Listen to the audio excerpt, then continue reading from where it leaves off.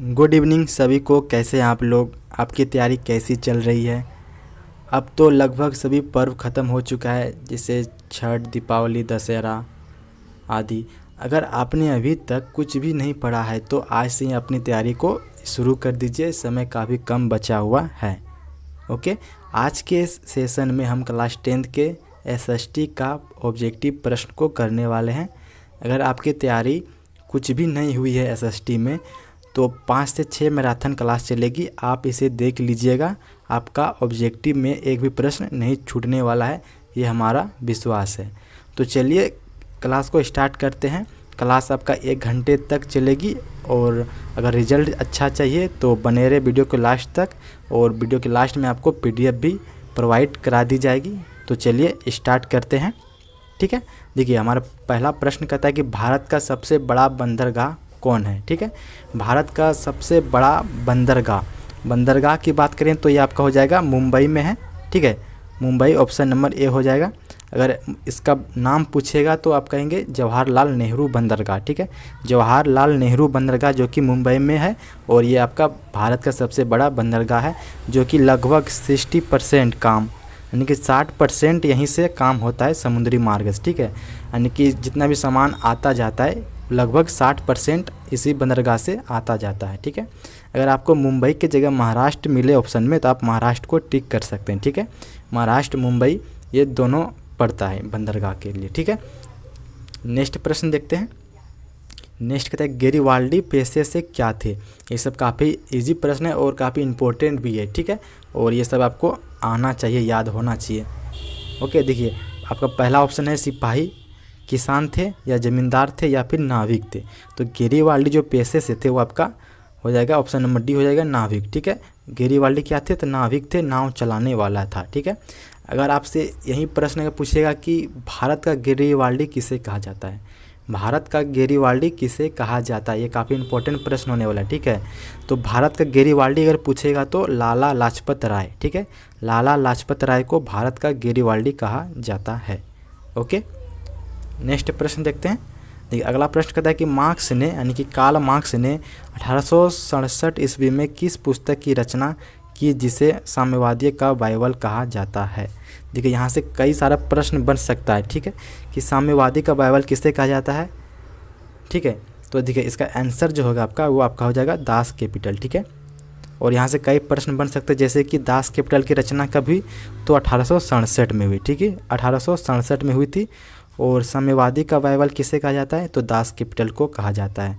और भी प्रश्न बन सकते हैं, जैसे कि दास कैपिटल की रचना किसने की, तो कार्ल मार्क्स ने की। ठीक है, यहाँ से 3 से 4 प्रश्न आपका बनता है, तो आप लोग सभी को ध्यान में रखेंगे। ठीक है, देखिए अगला प्रश्न देखिए कहता है कि अंकोर वाट का मंदिर कहाँ स्थित है। ये भी आपका इम्पोर्टेंट प्रश्न है कि अंकोर वाट का मंदिर कहाँ स्थित है, वियतनाम में है, थाईलैंड में है, या फिर लाओस में है, या फिर कंबोडिया में।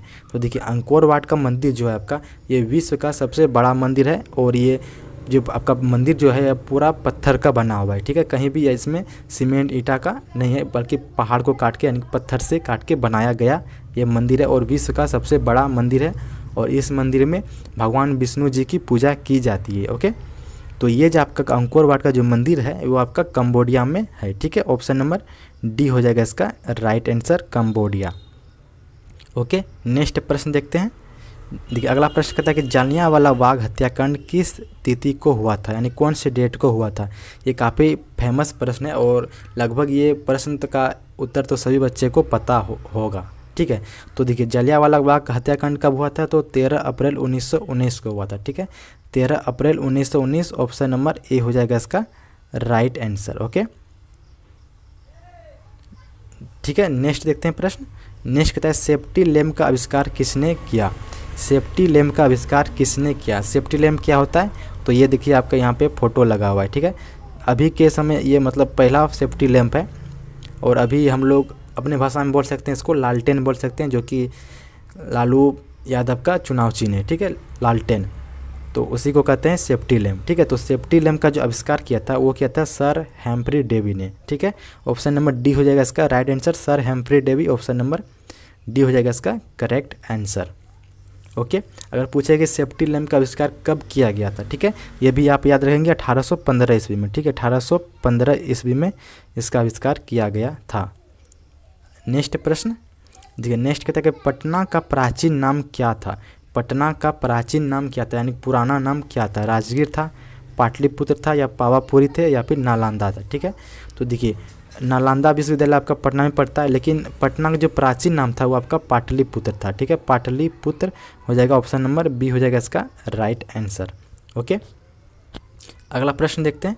नेक्स्ट कहता है कि विश्वव्यापी आर्थिक मंदी किस वर्ष आरंभ हुई थी, यानी कि पूरे विश्व में आर्थिक मंदी बोले तो गरीबी भुखमरी कब छाई थी, कब स्टार्ट हुई थी, ठीक है। तो ये जो आपका हुआ था 1929 को स्टार्ट हुआ था। आर्थिक मंदी की बात करें तो 1929 हो जाएगा, ऑप्शन नंबर सी हो जाएगा इसका करेक्ट आंसर। ओके, नेक्स्ट प्रश्न देखते हैं। नेक्स्ट कहता है कि महात्मा गांधी ने किस पत्र का संपादन किया। यहाँ से आपका दो प्रश्न बनता है, ठीक है। देखिए, पहले देख लेते हैं इसका आंसर। देखिए, महात्मा गांधी ने जो पत्र का संपादन किया था वो किया था आपका यंग इंडिया का, ठीक है। यंग इंडिया का संपादन किया था, ऑप्शन नंबर बी हो जाएगा इसका राइट आंसर। अगर आपसे पूछे कि यंग इंडिया पुस्तक किसने लिखा, यंग इंडिया पुस्तक किसने लिखा, तो आपका जो राइट आंसर हो जाएगा लाला लाजपत राय हो जाएगा, ठीक है, जिन्होंने 1916 में लिखा था। 1916 में लिखा था यंग इंडिया पुस्तक, जिसका प्रकाशन महात्मा गांधी ने किया था, ठीक है। और महात्मा गांधी ने एक समाचार पत्र का संपादन भी किया था जिसका नाम यंग इंडिया ही रखा था, ठीक है, जो कि आपका साप्ताहिक पत्र था, यानी कि पूरे 7 दिन में जो भी घटना होती थी उस घटना को एक पत्र में लिखता था, यानी कि न्यूज़ पत्र में, जिसको हम लोग कहते थे यंग इंडिया।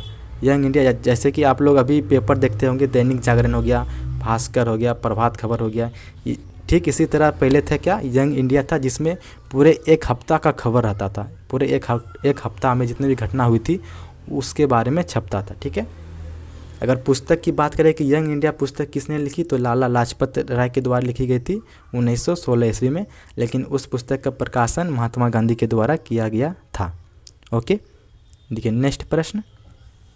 नेक्स्ट कहता है जनसंख्या का घनत्व सबसे अधिक है किसमें। जनसंख्या बोले तो ज़्यादा जनसंख्या कहाँ पे होगा, गांव में, कस्बा बोले तो यानी कि जहाँ पे 2 से अधिक गांव मिलके कस्बा बनता है, ठीक है।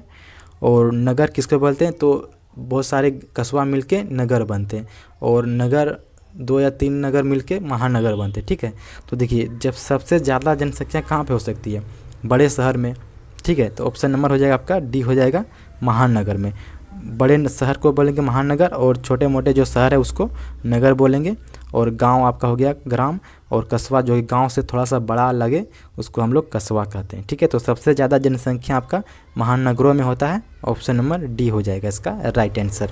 नेक्स्ट कहता है कि सौर ऊर्जा निम्नलिखित में से कौन संसाधन है, यानी सौर ऊर्जा जो आपका धूप है वो कौन से संसाधन के अंतर्गत आते हैं, ठीक है। तो मानवकृत संसाधन, यानी कि जो मानव के द्वारा बनाए गए संसाधन को मानवकृत संसाधन कहेंगे। पुनः पूर्ति योग संसाधन, जो आपका फिर से पूर्ति हो जाए उसको पुनः पूर्ति योग संसाधन कहते हैं। या फिर जैव निम्नीकरण, जिसका जो ख़त्म ना हो उसको हम लोग जैव निम्नीकरण कहेंगे। और निम्नीकरण संसाधन जो ख़त्म हो जाए, जैसे कोयला, पेट्रोल, डीजल, ये सब आपका ख़त्म होने वाला संसाधन है, ये आपका अनवीकरणीय संसाधन में आ जाएगा। तो आपका जो सौर ऊर्जा है वो आपका आ जाएगा पुनः पूर्ति योग संसाधन में, ठीक है। ऑप्शन नंबर ए हो जाएगा इसका, बी हो जाएगा, ठीक है। ऑप्शन नंबर बी हो जाएगा इसका करेक्ट आंसर, पुनः पूर्ति योग संसाधन। ओके, और निम्नीकरण में आपका जैसे कि जल हो गया, हवा हो गया, ये सब आपका आएगा, ठीक है। नेक्स्ट प्रश्न देखते हैं। नेक्स्ट कहते हैं काली मृदा का दूसरा नाम क्या है। काली मिट्टी का दूसरा नाम क्या है। बलुई मिट्टी, रेगुर मिट्टी, या फिर लाल मिट्टी, या फिर पर्वतीय मिट्टी, ठीक है। तो काली मिट्टी का दूसरा नाम आपका हो जाएगा रेगुर मिट्टी, ऑप्शन नंबर बी हो जाएगा इसका right answer. Okay, option number B हो जाएगा इसका करेक्ट आंसर। नेक्स्ट प्रश्न देखते हैं। नेक्स्ट कहता है कि बृहद क्षेत्र में जल की उपस्थिति के कारण ही पृथ्वी को कहते हैं, यानी कि बहुत सारे क्षेत्र में पानी की उपस्थिति के कारण पृथ्वी को क्या कहते हैं। उजला ग्रह कहते हैं, नीला ग्रह कहते हैं, या फिर लाल ग्रह कहते हैं, या फिर हरा ग्रह कहते हैं। तो बहुत सारे पृथ्वी में क्या है, पानी है, जिसके कारण पृथ्वी नीला दिखाई पड़ता है, ठीक है। ये भी प्रश्न आपसे पूछ सकता है कि आकाश से देखने पर पृथ्वी कैसा प्रतीत होता है, तो नीला होता है, ठीक है। तो इसलिए नीला ग्रह कहा जाता है पृथ्वी को, ठीक है। ऑप्शन नंबर इसका बी हो जाएगा इसका right answer. Okay, option number B हो जाएगा इसका। नेक्स्ट प्रश्न देखते हैं। नेक्स्ट कहता है भारत का राष्ट्रीय पक्षी है कबूतर, हंस, मयूर या फिर तोता। ये सब तो आप लोगों ने बचपन में ही पढ़े होंगे, राष्ट्रीय पक्षी, पशु, मिठाई, ये सब वगैरह। तो आप लोग इसको कमेंट में बताइएगा, ठीक है। कमेंट में बताइए कि राष्ट्रीय पक्षी कौन है इनमें से, ठीक है। नेक्स्ट देखते हैं प्रश्न। नेक्स्ट कहता है किस खनिज को औद्योगिक का जननी कहा गया है। ये भी आपका इम्पोर्टेंट प्रश्न है कि कौन से खनिज को उद्योगों का जननी कहा जाता है, यानी कि उद्योग में सबसे ज़्यादा कौन से खनिज का यूज होता है। सोना का होता है, तांबा का होता है, या मैग्नीज का होता है, या फिर लोहा अयस्क का होता है। तो सबसे ज़्यादा अगर आप देखें तो लगभग हर एक चीज़ लोहा का बना हुआ होता है, ठीक है। कोई भी उद्योग में देख लीजिए आप, कोई फैक्ट्री में देख लीजिए तो वहाँ पे आपका लोहा का यूज़ मिलेगा, ना ही सोना चांदी का, ठीक है। तो ऑप्शन नंबर आपका डी हो जाएगा इसका करेक्ट आंसर। लोहा को उद्योग का जननी कहा गया है, ठीक है। ऑप्शन नंबर डी हो जाएगा इसका राइट आंसर। नेक्स्ट कहता है भारत का प्रथम तेल शोधक कारखाना कहाँ स्थित है। ये भी आपका इम्पोर्टेंट प्रश्न है और ये सब प्रश्न आपका काफ़ी इम्पोर्टेंट है एग्ज़ाम के लिए, ठीक है।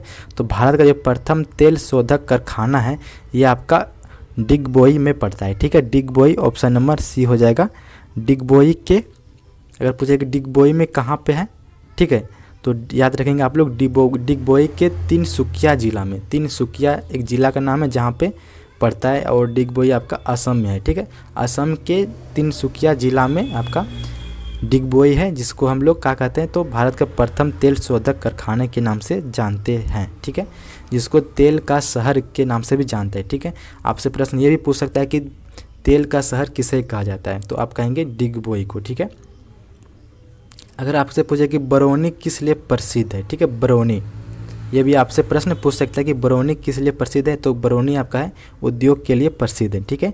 तो बिहार के औद्योगिक राजधानी किसे कहते हैं, ये भी प्रश्न पूछ सकता है कि बिहार की औद्योगिक राजधानी किसे कहते हैं, तो बरौनी को कहते हैं, ठीक है।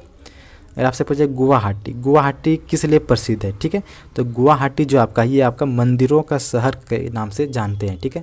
यहाँ पे बहुत सारे मंदिर हैं, बहुत सारे पूरा शहर में मंदिर ही मंदिर आपको दिखेंगे, इसलिए गुवाहाटी को मंदिरों का शहर के नाम से जाना जाता है। और मथुरा के बारे में तो आप लोग जानते होंगे शायद, कृष्ण जी का जन्म स्थान के बारे में, ठीक है, वृंदावन। ओके, नेक्स्ट देखते हैं प्रश्न। नेक्स्ट है रबी फसल किन महीनों में बोई जाती है, यानी कि रबी फसल कौन से महीनों में लगाई जाती है, ठीक है। मार्च अप्रैल में, जून जुलाई में, अक्टूबर नवंबर में, या फिर जनवरी फरवरी में।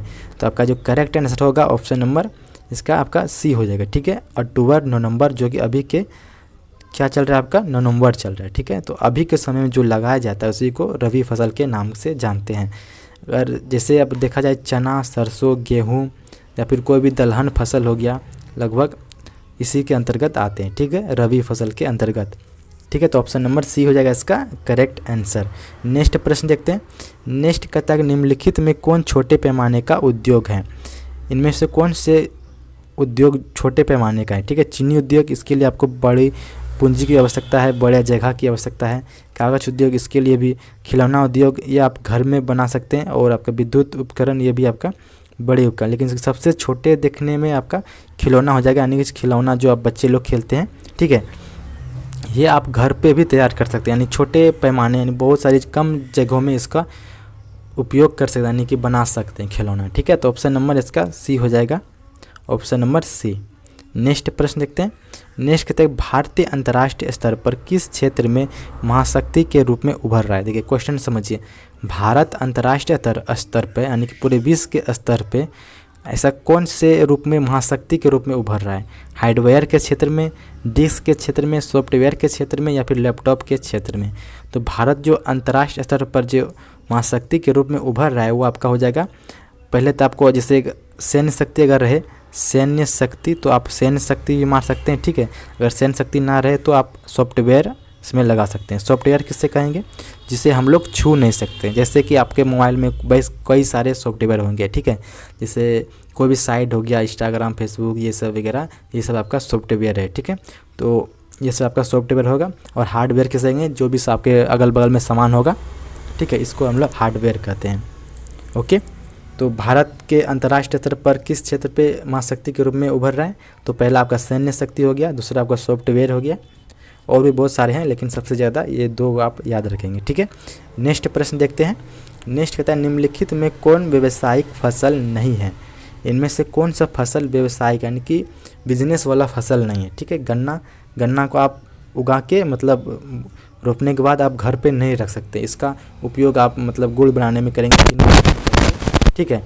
जूट भी आपका हो गया जो कि आपको व्यावसायिक फसल ये भी है। तंबाकू आप इसका यूज नहीं कर सकेंगे घर में, लेकिन आपका गेहूँ हो गया आपका, ये आपका व्यावसायिक फसल नहीं है। गेहूँ का आप अपने खुद के लिए खाने के लिए आप इसे लगा सकते हैं, खेती कर सकते हैं, ठीक है। गेहूँ चावल ये सब हो गया आपका।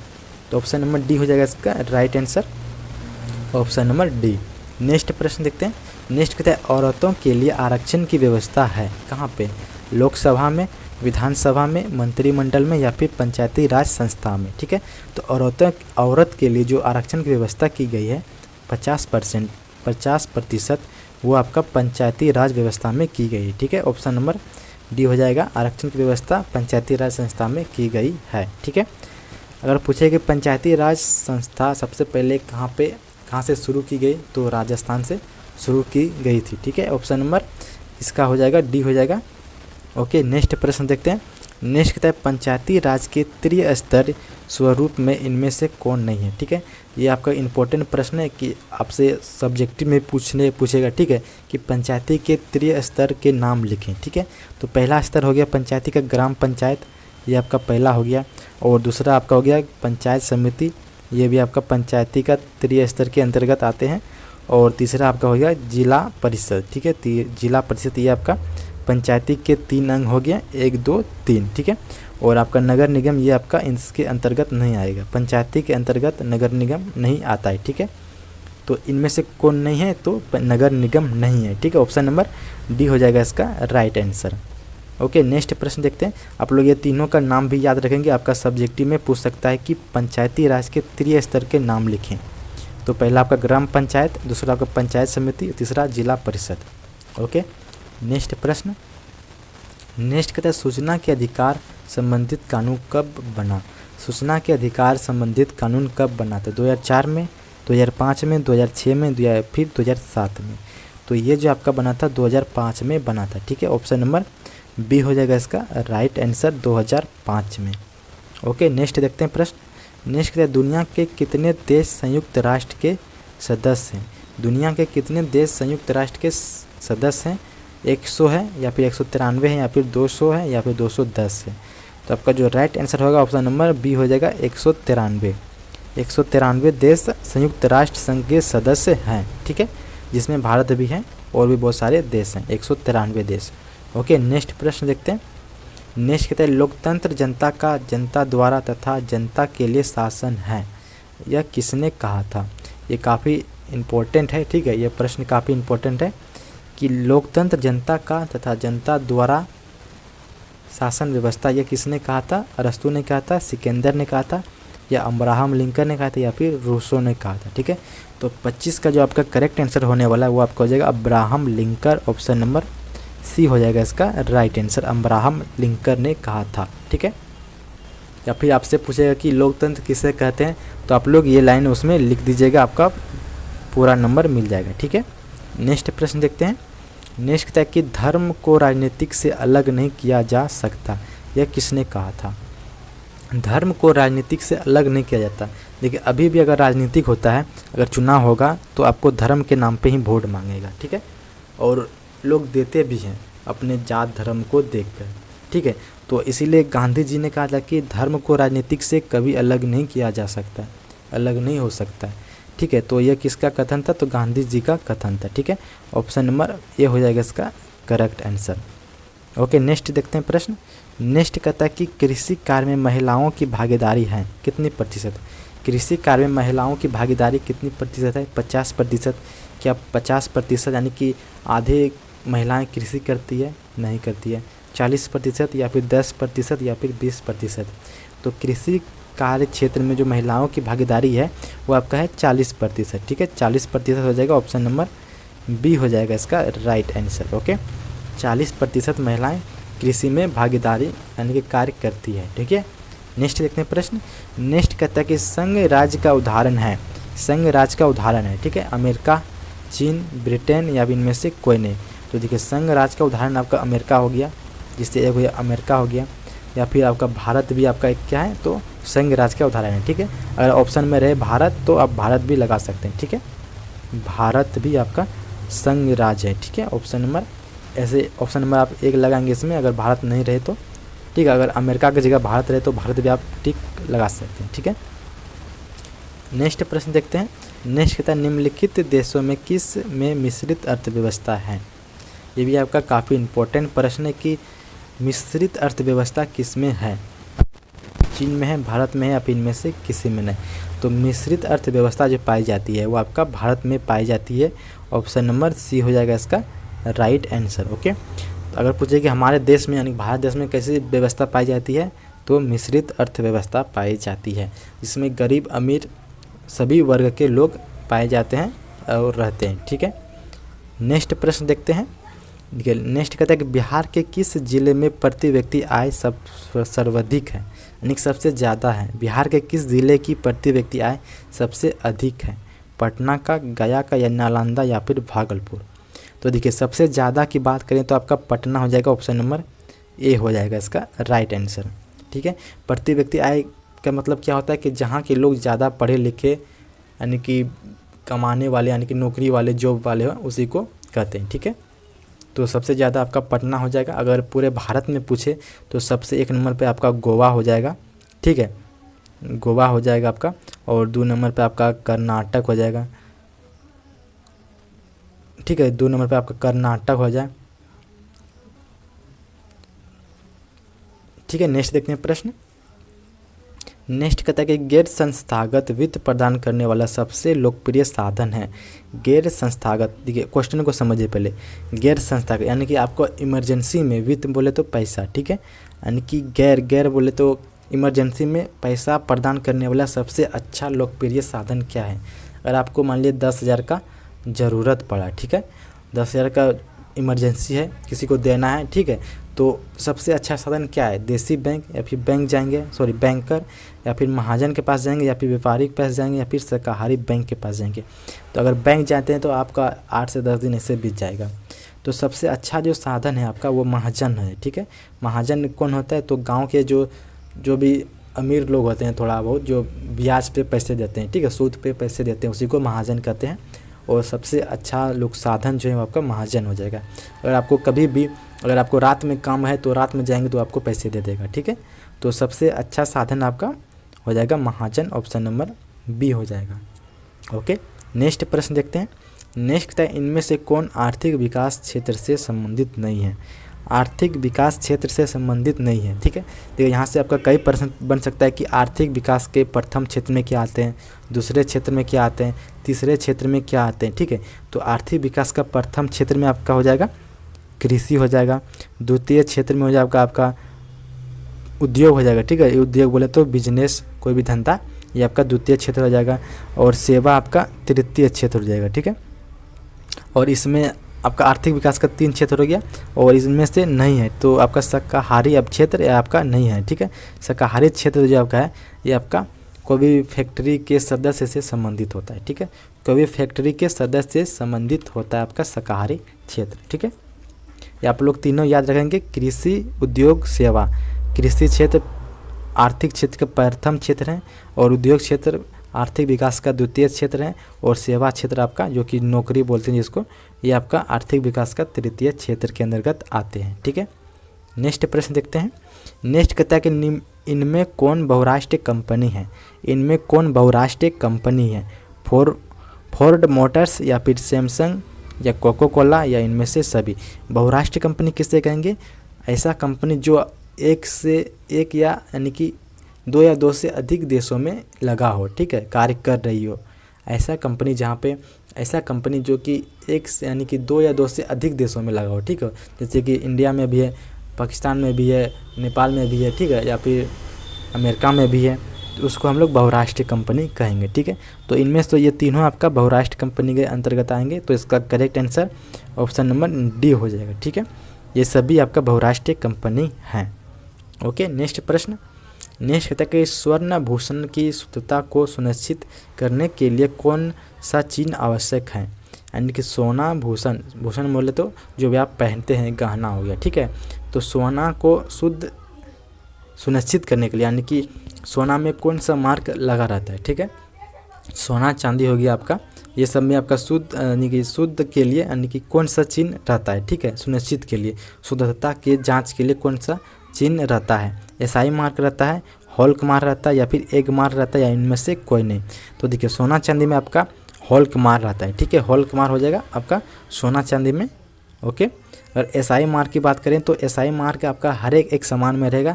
जैसे आपका सिलेंडर हो गया, सिलेंडर का पाइप हो गया, या फिर कोई भी आपका कोई भी नल हो का पाइप हो गया, कोई भी सामान देख लीजिए उसमें आपका एसआई मार्क लगा रहता है, ठीक है।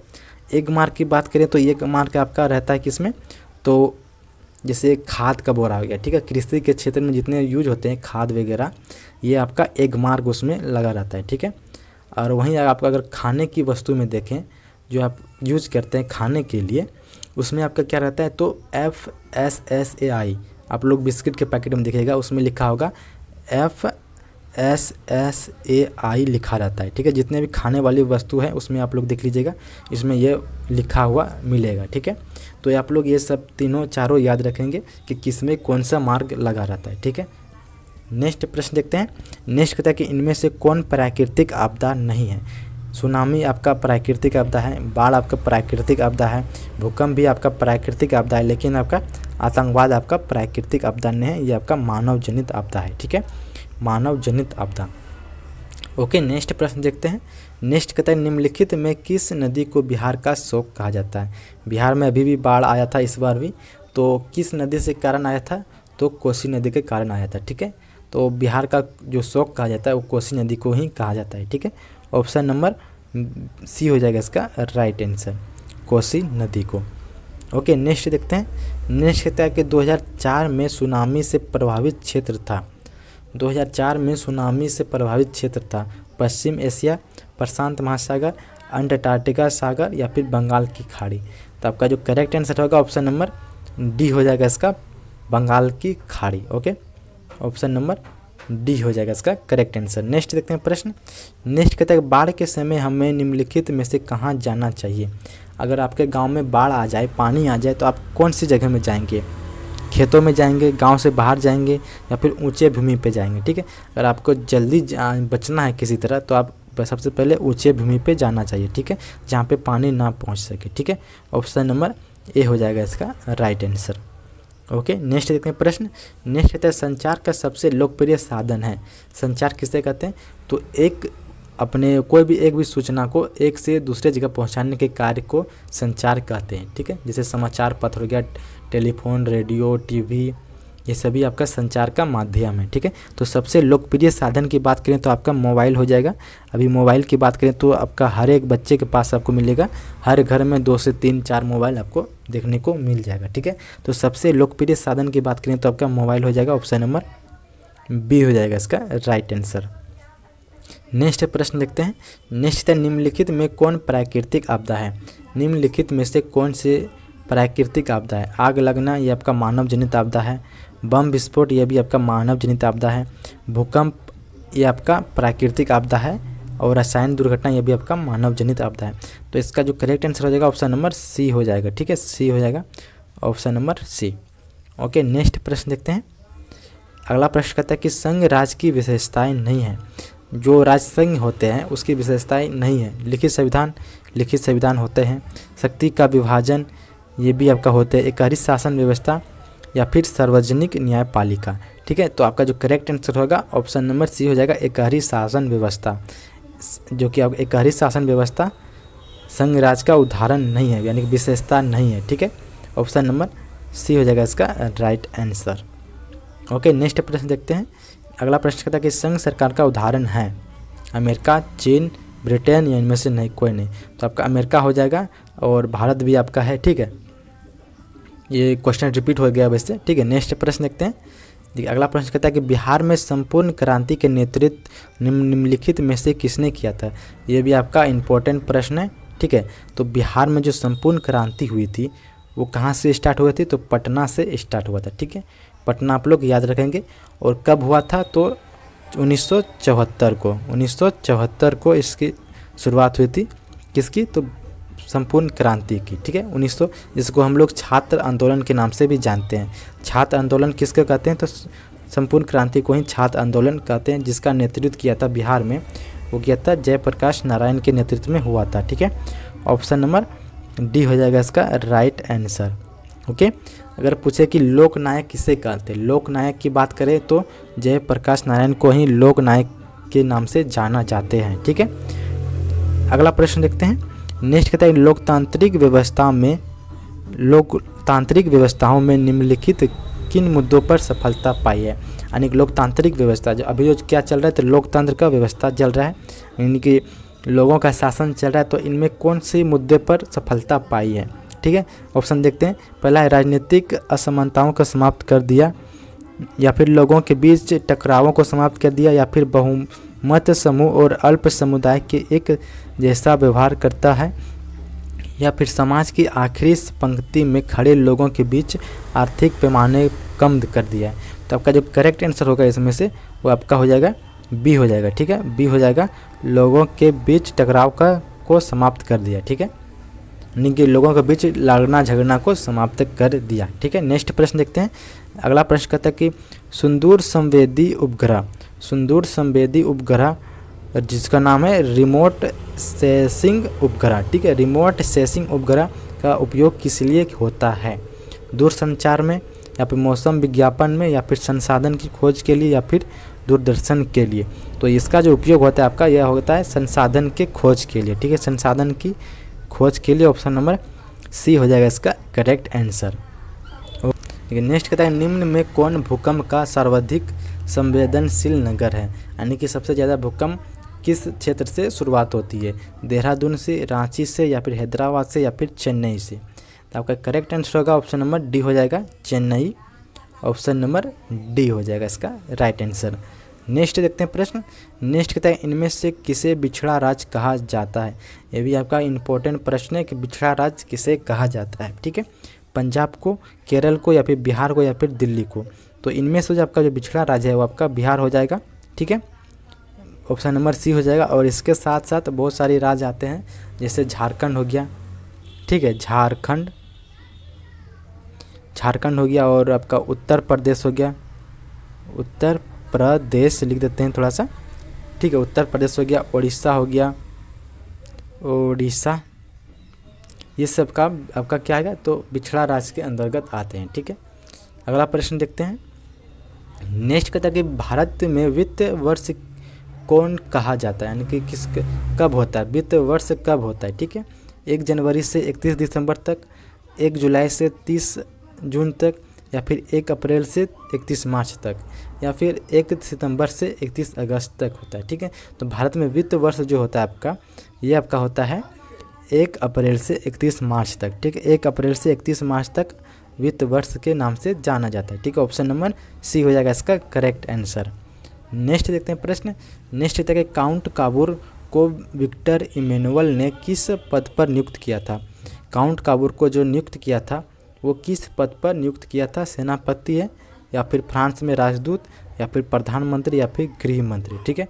तो आपका जो करेक्ट आंसर होगा वो आपका हो जाएगा प्रधानमंत्री। ऑप्शन नंबर सी हो जाएगा इसका right answer. Option number C हो जाएगा इसका करेक्ट। नेक्स्ट प्रश्न। नेक्स्ट कहता है कि रक्त एवं लौह की नीति का अवलंबन किसने किया था। रक्त एवं लौह की नीति का अवलंबन किसने किया था, मेजनी ने, हिटलर ने, या फिर बिस्मार्क ने, या फिर विलियम प्रथम ने। तो रक्त एवं लौह की नीति जो अपनाई थी वो आपका नाम अपनाई थी बिस्मार्क ने, ठीक है, बिस्मार्क। ऑप्शन नंबर सी हो जाएगा इसका राइट आंसर, ठीक है। नेक्स्ट प्रश्न देखते हैं। देखिए नेक्स्ट प्रश्न कहता है कि साम्यवादी शासन का पहला प्रयोग कहाँ हुआ था। साम्यवादी शासन का पहला प्रयोग कहाँ हुआ था, रूस में हुआ था, जापान में हुआ था, या फिर चीन में हुआ था, या फिर क्यूबा में हुआ था। तो आपका करेक्ट आंसर हो जाएगा ऑप्शन नंबर ए हो जाएगा रूस, ओके। ऑप्शन नंबर ए बिल्कुल राइट होगा। अगर आपसे पूछे कि साम्यवादी शासन का जनक किसे कहा जाता है, साम्यवादी शासन का जनक किसे कहा जाता है, तो आप कहेंगे कार्ल मार्क्स, ठीक है, Karl Marx, Karl Marx, okay गलत हो गया, ठीक है। कार्ल मार्क्स आप लोग याद रखेंगे साम्यवादी शासन का जनक, ओके। नेक्स्ट प्रश्न देखते हैं। ठीक है। नेक्स्ट कहता है बोल्शेविक क्रांति कब हुई थी। बोल्शेविक क्रांति कब हुई थी, ये आपका काफ़ी इंपॉर्टेंट प्रश्न है। और जितने भी डेट वाला प्रश्न है इस सब का आप लोग एक और वीडियो बनाएंगे मैराथन, जिसमें सिर्फ डेट वाला प्रश्न रहेगा, ठीक है, टाइम वाला प्रश्न। तो देखिए बोल्शेविक क्रांति जो आपका हुआ था वो आपका हुआ था नवंबर 1917 में, ठीक है, नवंबर 1917 में। ऑप्शन नंबर बी हो जाएगा इसका राइट आंसर, ठीक है, नवंबर 1917 में। इस क्रांति के यानी कि जो इसी क्रांति में जो जार निकोलस द्वितीय थे, यानी कि रूस के राजा जार निकोलस द्वितीय को अपने शासन को छोड़कर भागना पड़ा था, और जार निकोलस द्वितीय का शासन का अंत हुआ था बोल्शेविक क्रांति के कारण ही, ठीक है। तो आप लोग याद रखेंगे नवंबर 1917 को हुआ था बोल्शेविक क्रांति। ओके, नेक्स्ट देखते हैं प्रश्न। नेक्स्ट कहते हैं कांटी तापीय विद्युत परियोजना किस जिला में स्थित है। कांटी ताप विद्युत परियोजना, जहाँ पे क्या होता है बिजली बनता है, ये योजना आपका कहाँ पे है, पूर्णिया में है, सिवान में है, या फिर मुजफ्फरपुर में है, या फिर पूर्वी चंपारण में है। तो आपका करेक्ट आंसर होगा ऑप्शन नंबर सी हो जाएगा मुजफ्फरपुर, ठीक है, ऑप्शन नंबर सी मुजफ्फरपुर बिल्कुल राइट होगा आपका। नेक्स्ट प्रश्न देखते हैं। नेक्स्ट कहते हैं रेल वर्कशॉप कहाँ स्थित है। रेल वर्कशॉप कहाँ पे स्थित है, ठीक है। रेल वर्क क्या होता है, जहाँ पे रेल का मरम्मत किया जाता है, ठीक है। तो ये आपका कहाँ है, जमालपुर में है, भागलपुर में है, या फिर मुंगेर में है, या फिर पटना में है। तो आप लोग कहाँ से हैं वैसे, भागलपुर या फिर जमालपुर या मुंगेर या फिर पटना, आप लोग अपना जगह का नाम आप लोग कमेंट में बताइएगा ज़रूर कि आप कहाँ से वीडियो देखते हैं, ठीक है। तो देखिए रेल वर्कशॉप की बात करें तो ये आपका जमालपुर में स्थित है, ठीक है, ऑप्शन नंबर ए हो जाएगा इसका राइट आंसर। और ये जो आपका बिहार में ही पड़ता है, ठीक है, बिहार के मुंगेर ज़िला में पड़ता है।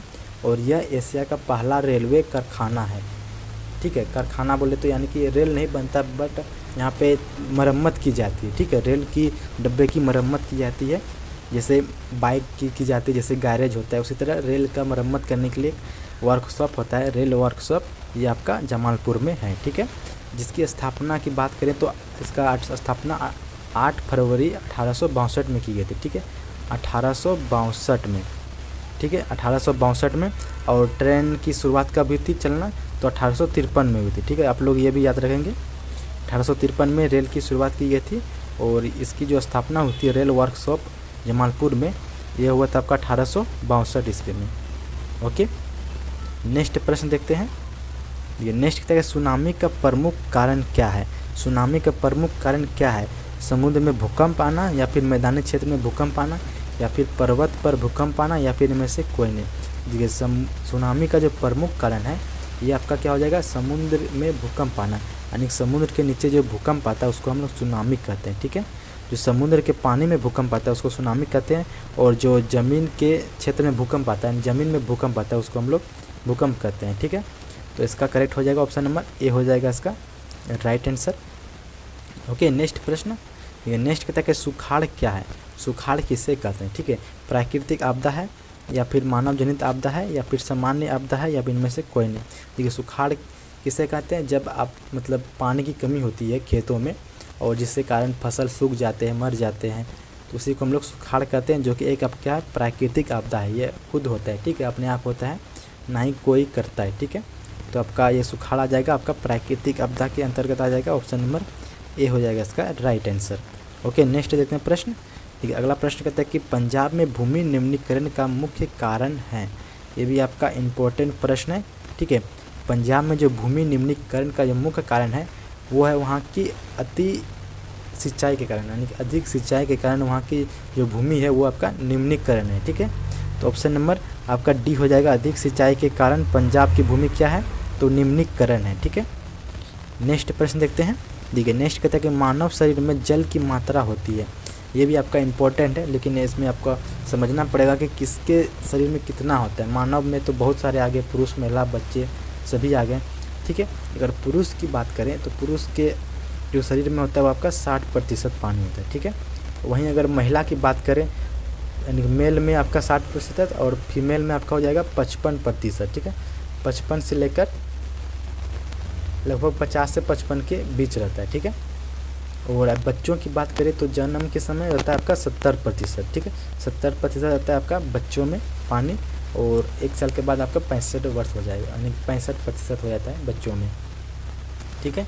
तो ये मानव शरीर में जल की मात्रा होती है कितनी, तो आप लोग अगर यहाँ पर रहेगा मानव शरीर, अगर पुरुष रहेगा तो आप 60 लगाइएगा, और महिला रहेगा तो आप 55 लगाइएगा, अगर बच्चा रहे तो आप उसमें जन्म के समय 70 और 1 साल के बाद 65। ठीक है, तो आप लोग ये चारों ऑप्शन को अच्छे से समझ लिए।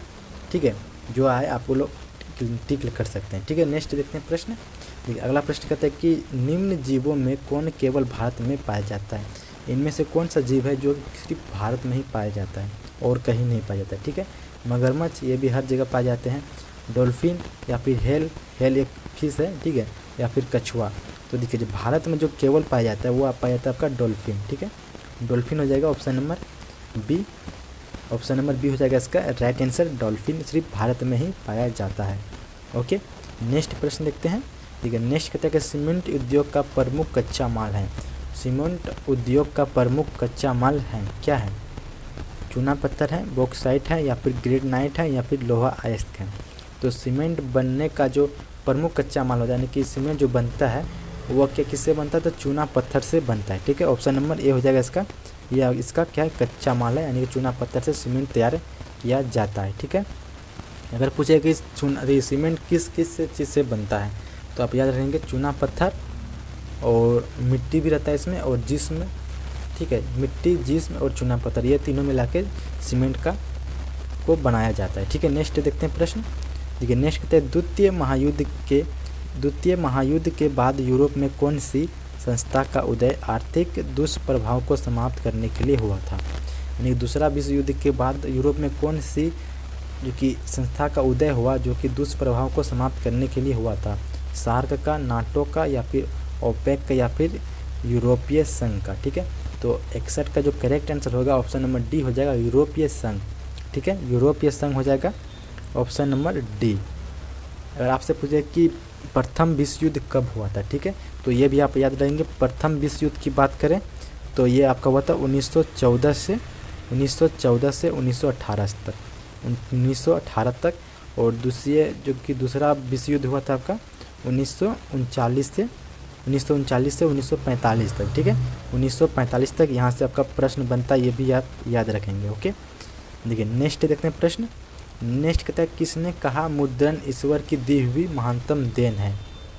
यानी कि पैसा जो है वो ईश्वर की दी हुई, भगवान का दिया हुआ महानतम देन है या फिर सबसे बड़ा तोहफा है। किसने कहा था, महात्मा गांधी ने, मार्टिन लूथर ने, या फिर मोहम्मद पैगंबर ने, या फिर ईसा मसीह ने। तो आपका जो करेक्ट आंसर होगा ऑप्शन नंबर बी हो जाएगा, मार्टिन लूथर ने कहा था। ठीक है, Martin Luther option number B हो जाएगा इसका राइट आंसर। ओके, नेक्स्ट देखते हैं प्रश्न। नेक्स्ट कहते हैं कि भारत में मतदाता होने की न्यूनतम आयु क्या है। ये भी आपका काफ़ी इंपॉर्टेंट प्रश्न है, यानी कि वोट डालने का जो कि न्यूनतम आयु क्या है, अभी कितने वर्ष होने के बाद आप वोट डाल सकते हैं। ठीक है, 16 वर्ष, 17 वर्ष, या 18 वर्ष, या फिर 19 वर्ष। तो आपका जो राइट आंसर हो जाएगा ऑप्शन नंबर सी हो जाएगा 18 वर्ष। ठीक है, 18 साल के बाद आप वोट डाल सकते हैं। ठीक है, अगला प्रश्न देखते हैं। ठीक है, नेक्स्ट कहता है कि भारत में किस प्रकार की शासन प्रणाली है। संघ और अध्यक्षीय प्रणाली, या फिर संघ और संसदीय प्रणाली, या फिर एकात्मक और अध्यक्ष प्रणाली, या फिर एकात्मक और संघीय प्रणाली। तो भारत में जो शासन प्रणाली है वो आपका है संघ और संसदीय प्रणाली। ठीक है, ऑप्शन नंबर बी हो जाएगा इसका करेक्ट आंसर, संसद यानी संघीय और संसदीय प्रणाली। ठीक है, नेक्स्ट प्रश्न देखते हैं। ये नेक्स्ट कहता है भूस्खलन क्या है। भूस्खलन क्या है, ठीक है, प्राकृतिक आपदा है, मानव जनित आपदा है, या सामान्य आपदा है, या फिर इनमें से कोई नहीं। तो भूस्खलन किसे कहते हैं, तो देखिए ज़मीन का खिसकना, ठीक है, या फिर पहाड़ों का टूटना खिसकना, ठीक है, इसको हम लोग भूस्खलन कहते हैं। ठीक है, तो ये भी आपका एक प्राकृतिक आपदा है। ठीक है, ऑप्शन नंबर ए हो जाएगा इसका राइट आंसर, प्राकृतिक आपदा के अंतर्गत आते हैं। ठीक है, देखिए नेक्स्ट प्रश्न देखते हैं। नेक्स्ट कहते हैं महासागर तल के कंपन का परिणाम है। महासागर के तल में जो कंपन होता है, भूकंप आता है, उसको क्या कहते हैं, उसको कहते हैं सुनामी कहते हैं। ठीक है, सुनामी ऑप्शन नंबर सी हो जाएगा इसका राइट आंसर, सुनामी कहते हैं। ठीक है, नेक्स्ट प्रश्न। ठीक है, नेक्स्ट कहता है कि पृथ्वी की सतह पर सर्वप्रथम पहुंचने वाली भूकंपीय तरंग है। पृथ्वी के सतह पर सबसे पहला जो तरंग पहुंचता है भूकंप का, उसको क्या कहते हैं, पी तरंग कहते हैं, एस तरंग कहते हैं, या फिर एल तरंग, या फिर टी तरंग। तो आपका जो राइट आंसर होगा ऑप्शन नंबर ए हो जाएगा पी तरंग। ठीक है, ऑप्शन नंबर ए हो जाएगा, पी तरंग कहते हैं। ठीक है, नेक्स्ट प्रश्न, नेक्स्ट कहता है सुनामी का संबंध है किससे? स्थल से, सुनामी ज़मीन पे आता है या फिर समुद्र में आता है या फिर आसमान में आता है या फिर इनमें से कोई नहीं। तो देखिए सुनामी आपका आता है समुद्र के तल से यानी कि नीचे से। ठीक है, तो ऑप्शन नंबर बी हो जाएगा इसका राइट आंसर, सुनामी का ऑप्शन नंबर बी समुद्र से। ठीक है, अगर भूकंप की बात करें तो आपका स्थल से आता है, और आपका जो तूफान हो गया, आंधी तूफान, ये आपका आसमान से होता है, हवा से होता है। ठीक है, नेक्स्ट प्रश्न देखिए, नेक्स्ट कहते हैं निम्न में कौन सी बात लोकतांत्रिक व्यवस्थाओं के अनुरूप नहीं है? इनमें से कौन सी बात है जो कि लोकतांत्रिक व्यवस्थाओं के अनुरूप नहीं है, सही नहीं? ठीक है, पहला है कानून के समक्ष समानता, ये तो सही है।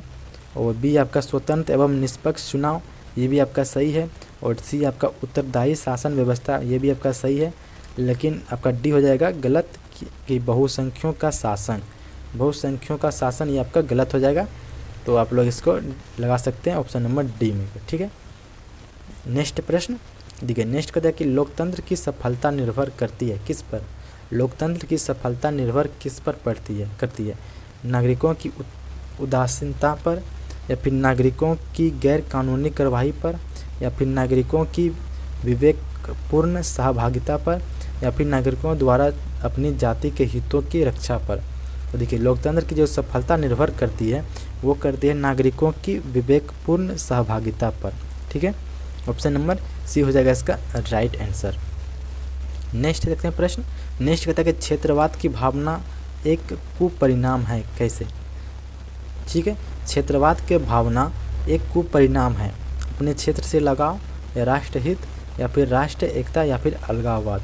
देखिए क्षेत्रवाद की भावना का एक कुपरिणाम यानी कि अगर आप क्षेत्रवाद करते हैं, जैसे एग्जांपल में आप अपने क्षेत्र में मुखिया बन गए, ठीक है, तो आप अपने गांव में ही सब मतलब सुविधा दे रहे हैं सबको और बगल वाले गांव में नहीं दे रहे हैं। ठीक है, तो इसका कुपरिणाम क्या हो सकता है? तो अलगाववाद हो सकता है, लोग आपसे अलग हो सकते हैं। ठीक है, तो इसका करेक्ट आंसर हो जाएगा ऑप्शन नंबर डी हो जाएगा। ठीक है, ऑप्शन नंबर डी अलगाववाद।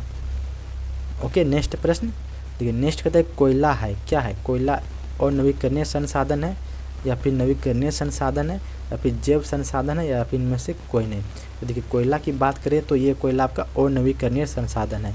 ठीक है, ऐसा प्राकृतिक पदार्थ जिससे जितनी खपत करें वह उतनी तेज़ी से पूर्ण निर्माण नहीं हो, उसे हम लोग क्या कहेंगे?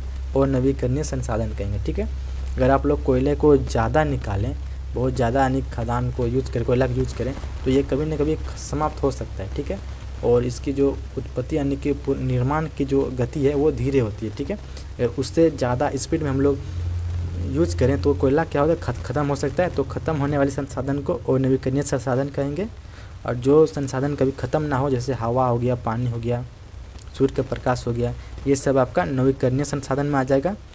और जो नेक्स्ट देखते हैं प्रश्न, ये नेक्स्ट कहता है कि उपभोक्ता अधिकार दिवस कब मनाया जाता है? उपभोक्ता अधिकार दिवस कब मनाया जाता है? 17 मार्च को या फिर 15 मार्च को या फिर 19 मार्च को या फिर 22 मार्च को। तो उपभोक्ता अधिकार दिवस की बात करें तो ये आपका मनाया जाता है 15 मार्च को। ठीक है, 15 मार्च को मनाया जाता है उपभोक्ता अधिकार दिवस। अगर इंडिया की बात करें यानी कि भारत में उपभोक्ता दिवस की बात करें तो ये आपका 24 हो जाएगा। ठीक है, 24 दिसंबर 24 दिसंबर को भारत में उपभोक्ता अधिकार दिवस मनाया जाता है, और वर्ल्ड उपभोक्ता दिवस की बात करें तो 15 मार्च हो जाएगा। ठीक है, अगला प्रश्न देखते हैं। देखिए नेक्स्ट कहता है कि वैश्वीकरण के मुख्य अंग कितने हैं? वैश्वीकरण के मुख्य अंग कितने हैं? 1 है, 2 है, 5 है या फिर 4 है? तो वैश्वीकरण का जो मुख्य अंग वो आपका 5 हो जाएगा, ऑप्शन नंबर सी हो जाएगा इसका राइट आंसर। ठीक है, वैश्वीकरण किसे कहेंगे? तो वैश्वीकरण के माध्यम से विचार, सूचना, ज्ञान, वस्तु और सेवाएं एक देश से दूसरे देश पहुंचती है, इसी को हम लोग वैश्वीकरण कहते हैं। ठीक है, समझ गए। नेक्स्ट देखते हैं प्रश्न। नेक्स्ट कहते हैं कि कौन सी सेवा गैर सरकारी है? इनमें से कौन सी सेवा बोले तो नौकरी गैर सरकारी है। सैन्य सेवा ये आपका सरकारी है, वित्त सेवा ये भी आपका सरकारी है, और रेल सेवा ये भी आपका सरकारी है, लेकिन मॉल सेवा ये आपका गैर सरकारी है। ठीक है, मॉल सेवा आपका गैर सरकारी हो जाएगा। मॉल में अगर आप कोई काम करते हैं ये आपका सरकारी नौकरी जॉब नहीं है। ठीक है, तो मॉल सेवा आपका गैर सरकारी के अंतर्गत आएगा। ठीक है, नेक्स्ट प्रश्न देखिए, नेक्स्ट कहता है कि भारत की वित्तीय राजधानी किस शहर को कहा जाता है? ये भी आपका इम्पोर्टेंट प्रश्न है कि भारत का वित्तीय राजधानी शहर किसे कहते हैं? मुंबई को, दिल्ली को, पटना को या फिर बेंगलुरु को। ठीक है, तो भारत का राजधानी तो दिल्ली है, आपको पता होगा, लेकिन भारत का वित्तीय राजधानी शहर ये आपका मुंबई हो जाएगा। ठीक है, मुंबई ऑप्शन नंबर ए हो जाएगा इसका राइट आंसर। ओके, नेक्स्ट देखते हैं प्रश्न। नेक्स्ट कहता है कि भारत में कोयले का सर्वप्रमुख उत्पादक राज्य है। यानी भारत में कोयले का सर्वप्रमुख उत्पादक यानी सबसे ज़्यादा कोयला कहाँ पे उत्पाद होता है? पश्चिम बंगाल में, झारखंड में, उड़ीसा में या फिर छत्तीसगढ़ में? तो भारत का जो सबसे प्रमुख उत्पादक वाला राज्य है वो आपका झारखंड हो जाएगा, ऑप्शन नंबर बी हो जाएगा। झारखंड में सबसे ज़्यादा कोयला होता है। ठीक है, मिला है। ठीक है, नेक्स्ट प्रश्न देखते हैं। देखिए नेक्स्ट कहता है कि भारत का प्रथम लोहा इस्पात उत्पादक उद्योग है। भारत का प्रथम लोहा इस्पात यानी कि लोहा बनाने वाले कंपनियां हैं। भारत लोहा और इस्पात कंपनी या फिर टाटा लोहा और इस्पात कंपनी या फिर बोकारो स्टील सिटी या फिर विश्व रेलिया लोहा और इस्पात प्लांट। ठीक है, तो आपका जो करेक्ट आंसर होगा वो आपका हो जाएगा ऑप्शन नंबर बी हो जाएगा, टाटा लोहा और इस्पात कंपनी। ये आपका सबसे पुराना कंपनी है। ठीक है, टाटा लोहा इस्पात कंपनी, TISCO। ठीक है, इसका शॉर्ट नाम है। और अगर ये बात करें कि कहाँ पे पड़ता है तो ये आपका जमशेदपुर में पड़ता है, जो कि झारखंड में। ठीक है, और इसकी स्थापना 1907 में हुआ था। 1907 ईस्वी में टाटा कंपनी की स्थापना हुआ था और इसका जो निर्माण करने वाले थे वो थे आपका जमशेद जी टाटा और दरोजा भाई टाटा। ठीक है, ये दो भाई थे जिन्होंने टाटा कंपनी की शुरुआत की थी और ये भारत का सबसे पुराना कंपनी भी है। ठीक है, आप लोग याद रखेंगे। नेक्स्ट प्रश्न देखते हैं। नेक्स्ट कहता है कि स्वर्णिम चतुर्भुज संबंधित है। स्वर्णिम चतुर्भुज संबंधित है रेलवे से, सड़क मार्ग से, जल मार्ग से या फिर वायु मार्ग से? तो ये जो आपका संबंधित है ये आपका सड़क मार्ग से संबंधित है। ठीक है, यह 4 शहरों को जोड़ता है। ठीक है, जो कि स्वर्णिम चतुर्भुज संबंधित है ये आपका क्या है? तो सड़क का एक नाम है जो कि 4 शहर को जोड़ती है। ठीक है, कौन कौन से शहर? दिल्ली, मुंबई, चेन्नई और कोलकाता। ठीक है, दिल्ली, मुंबई, चेन्नई, कोलकाता, ये चारों शहर को क्या करता है? जोड़ता है ये स्वर्णिम चतुर्भुज, जो कि रेल मार्ग से संबंधित है। ठीक है, ओके, नेक्स्ट देखते हैं प्रश्न। नेक्स्ट कहता है कि गंडक परियोजनाएं हैं बेतिया में, वाल्मीकि नगर में, मोतिहारी में या फिर छपरा में? गंडक परियोजनाएं जो है आपका ये आपका वाल्मीकि नगर में पड़ता है। ठीक है, Valmiki Nagar option number B हो जाएगा इसका राइट आंसर, जो कि गंडक नदी पर बनाया गया डैम है जिसका नाम है गंडक परियोजनाएं। ठीक है, ओके, नेक्स्ट प्रश्न। ये नेक्स्ट कहता है कि हिंद चीन पहुंचने वाले प्रथम व्यापारी कौन थे? हिंद चीन पहुंचने वाले प्रथम व्यापारी कौन थे? इंग्लैंड थे, फ्रांसीसी थे या फिर पुर्तगाली थे या फिर डच थे? ठीक है, तो हिंद चीन पहुंचने वाले जो प्रथम व्यापारी थे वो आपका पुर्तगाली थे। ठीक है, पुर्तगाली ऑप्शन नंबर सी हो जाएगा इसका राइट आंसर। पुर्तगाल एक देश है जो कि यूरोप के दक्षिण में स्थित है। ठीक है, ठीक है, यूरोप के दक्षिण में स्थित है पुर्तगाली एक देश है। ठीक है, अगर पूछे कि पुर्तगाली में से कौन पहुंचे थे सबसे पहले तो आप याद रहेंगे, सॉरी अगर पूछे कि भारत में सबसे पहले पुर्तगाली कौन आए थे? ठीक है, अगर भारत पहुंचने वाले सबसे प्रथम पुर्तगाली की बात करें तो आप याद रहेंगे वास्को डी गामा। ठीक है, वास्को डी गामा। और आप लोग कमेंट में बताया कि वास्को डी गामा भारत कब आया थे? ठीक है, आया था। नेक्स्ट कहता है कि सविनय अवज्ञा आंदोलन कब शुरू हुआ था? सविनय अवज्ञा आंदोलन कब शुरू हुआ था? देखिए, सविनय अवज्ञा आंदोलन की बात करें तो इसी को नमक कानून के नाम से भी जाना जाता है। ठीक है, जो कि जिसकी शुरुआत हुई थी कब? 1930 में हुआ था। 1930 ऑप्शन नंबर बी हो जाएगा। सविनय अवज्ञा आंदोलन की शुरुआत 1930 ईस्वी में हुआ था। इसको नमक कानून के तोड़ने के लिए किया गया था। नमक कानून भी कहते हैं या फिर दांडी यात्रा के नाम से भी जानते हैं इसको। ठीक है, नेक्स्ट देखते हैं प्रश्न। नेक्स्ट कहता है कि राउरकेला लोहा इस्पात उद्योग हैं कहाँ पे? उड़ीसा में है, झारखंड में है, मध्य प्रदेश में या फिर पश्चिम बंगाल में है? तो राउरकेला लोहा इस्पात उद्योग की बात करें तो ये आपका उड़ीसा में पड़ता है। ठीक है, उड़ीसा ऑप्शन नंबर ये हो जाएगा बिल्कुल राइट आंसर। ओके, नेक्स्ट देखते हैं प्रश्न। ये नेक्स्ट कहता है कि शांति व्यवस्था से हटकर किस प्रकार की शहरी व्यवस्था की प्रवृत्ति बढ़ी? समांती व्यवस्था से हटकर किस प्रकार की शहरी व्यवस्था की प्रवृत्ति बढ़ी? गतिशील प्रवृत्ति, आक्रमण प्रवृत्ति या फिर रूढ़िवादी प्रवृत्ति या फिर शोध शोषणकारी प्रवृत्ति। आपका 84 का जो करेक्ट आंसर होगा ऑप्शन नंबर ए हो जाएगा प्रगतिशील प्रवृत्ति। ठीक है, प्रगतिशील प्रवृत्ति हो जाएगा इसका करेक्ट आंसर। ओके, नेक्स्ट प्रश्न देखते हैं। ये नेक्स्ट कहता है कि दीर्घकालीन ऋण प्रदान करने वाली संस्था कौन सी है, यानी कि लंबे समय के लिए कर्ज देने वाली संस्था कौन सी है। कृषि महाजन, ये आपका कम समय के लिए और जल्दी देने वाले आपका हो जाएगा, और भूमि विकास बैंक या फिर प्राथमिक कृषि साख समिति या फिर इनमें से कोई नहीं। तो आपका जो 85 का जो करेक्ट आंसर होगा ऑप्शन नंबर बी हो जाएगा भूमि विकास बैंक। भूमि विकास बैंक आपका क्या करता है, तो लंबे समय के लिए ब्याज में पैसे देती है, यानी कि कर्ज देती है 10 साल 20 साल के लिए 5 साल के लिए। ठीक है, तो ऑप्शन नंबर बी हो जाएगा इसका राइट आंसर। नेक्स्ट प्रश्न देखते हैं, आर्थिक विकास का तीसरा क्षेत्र क्या है। प्रथम क्षेत्र में आपका हो जाएगा कृषि, दूसरा क्षेत्र में आपका हो जाएगा विज्ञान और विज्ञान शिक्षा ये सब। ठीक है, और तीसरा क्षेत्र में आपका हो जाएगा सेवा क्षेत्र, यानी कि नौकरी आपका तीसरा क्षेत्र में आ जाएगा, और ये दोनों आपका दूसरा क्षेत्र में आएगा। ठीक है, तो तीसरा क्षेत्र क्या है, तो सेवा क्षेत्र है, ऑप्शन नंबर डी हो जाएगा इसका राइट आंसर। ओके, नेक्स्ट देखते हैं प्रश्न। नेक्स्ट कहता है कि नई आर्थिक नीति किसे सम्मिलित किया गया है। नई आर्थिक नीति में किसे सम्मिलित किया गया है, उदारीकरण को, निजीकरण को, वैश्वीकरण को या फिर इनमें से सभी को।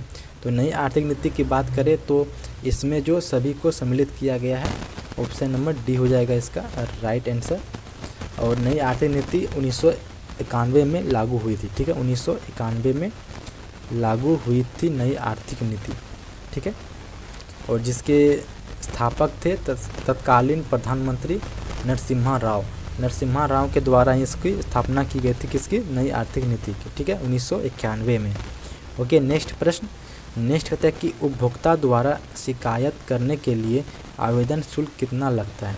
ठीक है, यानी कि मान लीजिए हम सभी क्या हैं, तो उपभोक्ता हैं, हम लोग किसी न किसी चीज़ का यूज करते हैं, कुछ न कुछ खाते हैं। ठीक है, अगर मान लीजिए आपका बिस्किट के पैकेट में यानी कि ख़राब निकल गया, ठीक है, तो आप उसको शिकायत के लिए जो आवेदन करेंगे उसका शुल्क कितना लगेगा, 50 रुपये, 70 रुपये, 10 रुपये या फिर इनमें से कोई नहीं।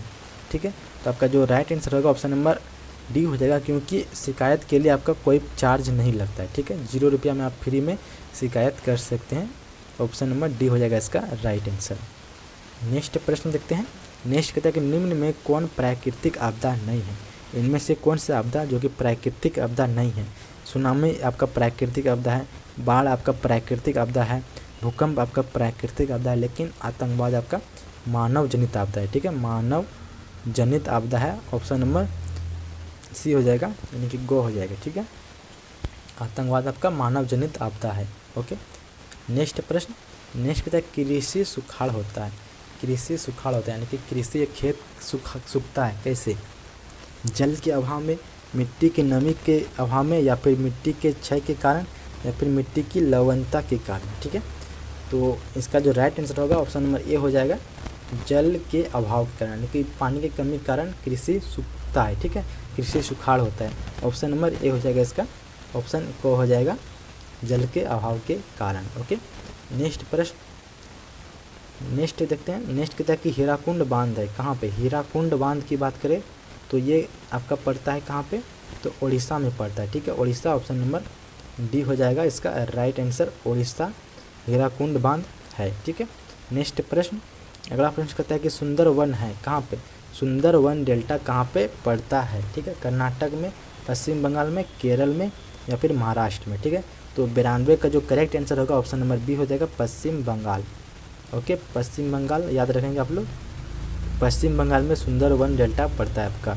ओके, नेक्स्ट प्रश्न। नेक्स्ट कहता है एल्युमिनियम बनाने में किस खनिज का उपयोग होता है।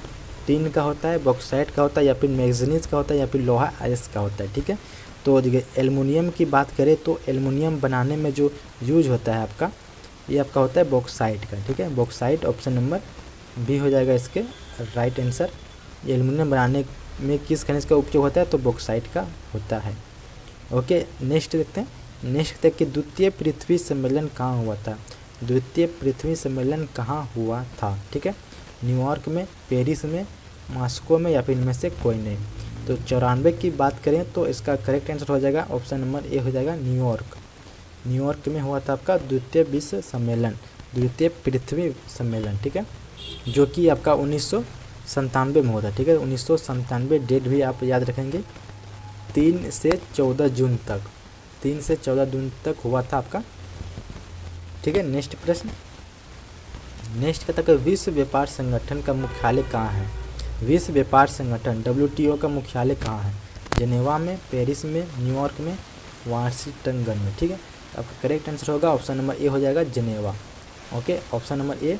और ये प्रश्न काफ़ी इंपॉर्टेंट है, हर साल पूछा जाता है, ठीक है। जेनेवा में, जो कि आपका स्विट्जरलैंड में पड़ता है, ठीक है। ओके, नेक्स्ट देखते हैं।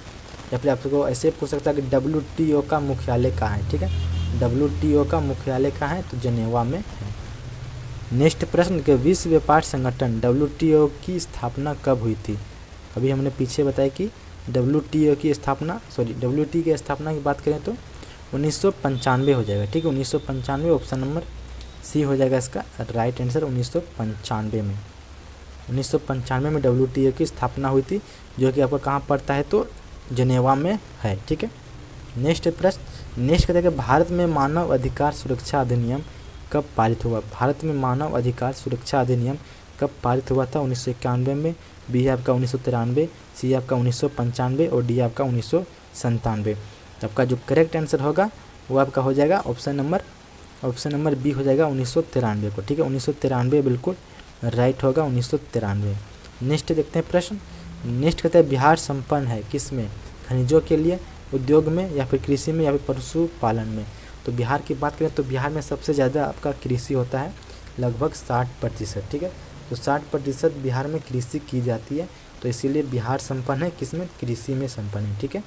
ऑप्शन नंबर सी हो जाएगा इसका राइट आंसर। नेक्स्ट देखते हैं कि वियना कांग्रेस कब हुआ था। वियना कांग्रेस सम्मेलन कब हुआ था। ऑप्शन ए आपका 1815 ईस्वी, बी आपका 1818 ईस्वी, और सी आपका 1820 ईस्वी, और डी आपका 1848 ईस्वी। तो आपका 99 का जो करेक्ट आंसर होगा ऑप्शन नंबर ए हो जाएगा, 1815 ईस्वी हो जाएगा आपका बिल्कुल राइट, ठीक है। नेक्स्ट देखते हैं प्रश्न।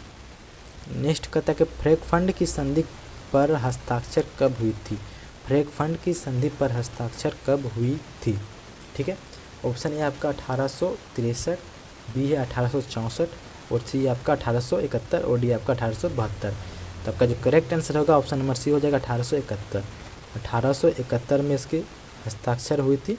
तो ये फ्रैंकफर्ट की संधि क्या थी, तो एक फ्रांस और जर्मनी के बीच की में एक संधि हुआ था। जब कब हुआ था, तो 1871 में हुआ था, ठीक है। अभी आप याद रखेंगे फ्रैंकफर्ट की संधि किसके बीच हुआ था, तो जर्मन और फ्रांस के बीच, ठीक है। अगर आपको ये PDF चाहिए तो आप लोग कमेंट में बताइएगा, आपको डायरेक्ट PDF मिल जाएगा। और